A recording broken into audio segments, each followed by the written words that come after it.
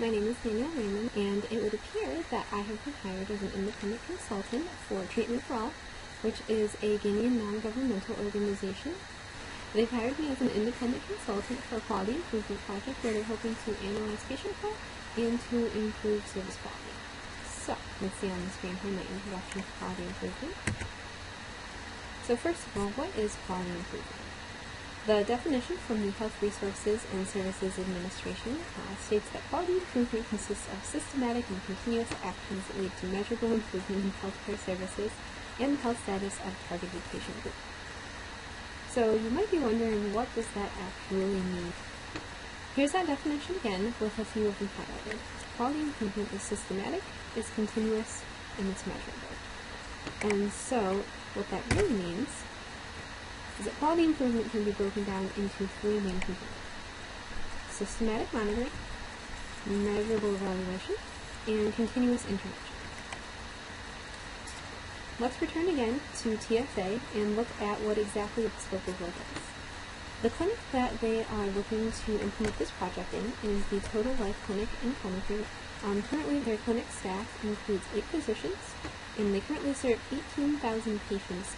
What this means is that in 1 year, there are almost 45,000 medical visits and almost 65,000 pharmacy visits. The clinic staff are overburdened and wait times are too long. And so in order to alleviate these problems, TFA has tasked me with analyzing current patient flow problems, recommending a process to reduce patient wait times, and improving the quality of service provision. And so, you might be wondering, how on earth am I going to use what I've just discussed about quality improvement to actually achieve these goals? But I assure you, I do have a plan. Part 1. What are our expectations and what's really happening? And what this boils down to is the monitoring aspect of quality improvement. And our first step is to define or develop performance goals. What I'd really like to do is sit down with the management staff and go over what their performance goals are. And in looking at the indicators, what I'm really looking to identify is whether or not they're SMART. And that is our specific, measurable, achievable, relevant, and timely criteria. And like I said, to do this, I'm going to collaborate with management. But there's this other aspect. What I'm really concerned with is this R. Are indicators relevant to day-to-day functioning? And in line with the idea that quality improvement really should be a culture and integrated within the entire organization, in addition to collaborating with management, I also want to do staff interviews to determine if the indicators that we develop are actually relevant to what they see on a day-to-day basis in the clinic. Step number 2 of monitoring is to measure current performance. So the first step that I feel is important in any project is to conduct an observation in order to really get a sense for what's happening in the clinic.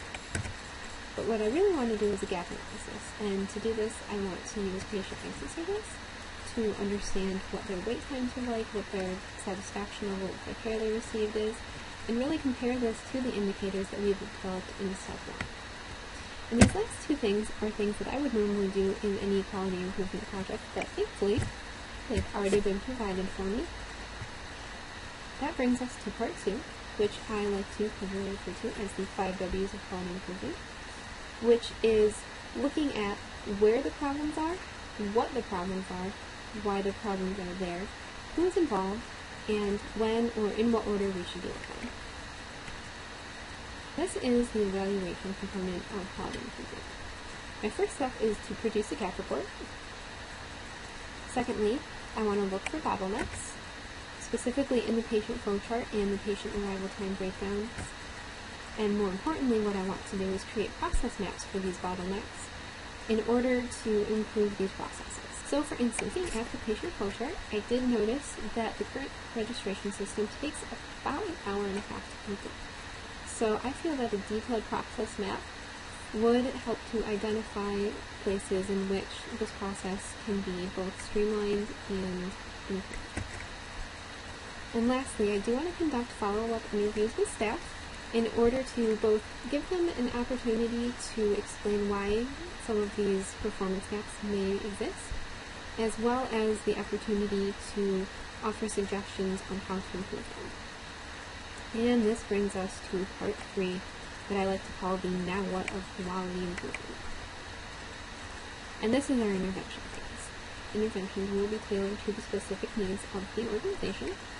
And I would also like to bring up this tool called the PDSA. So the PDSA cycle is this nifty little graph right here, which stands for Plan, Do, Study, and Act. Once I've finalized my consulting report, it will be important for TFA to use the recommendations that I give them to really look for ways to improve patient flow and service provision.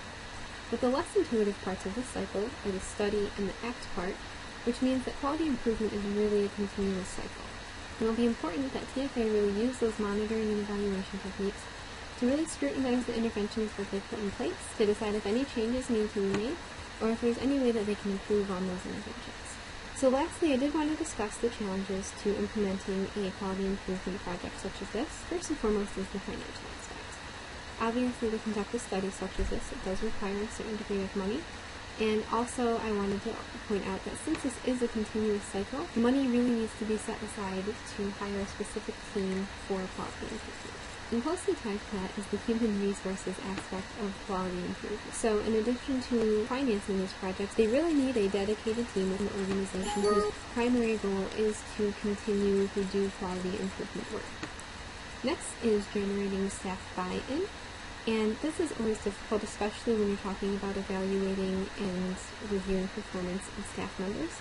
And so it's very important to be open and communicate with the staff members the entire time, and to make sure that they know that this is not a way to penalize them, but that this is an opportunity for them to not only give their input, but to see improvements made within the organization. Tied to that is the idea of implementing change being difficult, especially for staff members who've been around for a while.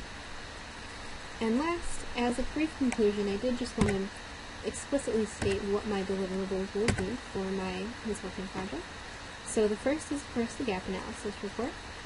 Secondly, I will be developing process maps for those bottleneck points. And lastly, I do want to conduct a literature review and provide recommendations for ways to improve some of those processes that may not be as efficient as they can be. And so at last, we come to the end of my consulting proposal. And I just wanted to take a few minutes to really hit home some points about quality improvement.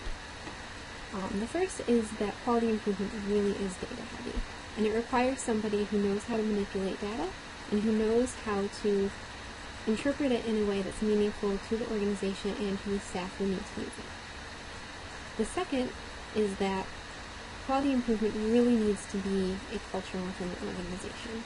Staff need to be excited, and they need to also, more importantly, be included throughout. And lastly is that quality improvement is continuous. And this isn't something that happens just one time, but it's really something that needs to happen on a continuous basis, but TFA can continue to be responsive to the needs of its patients.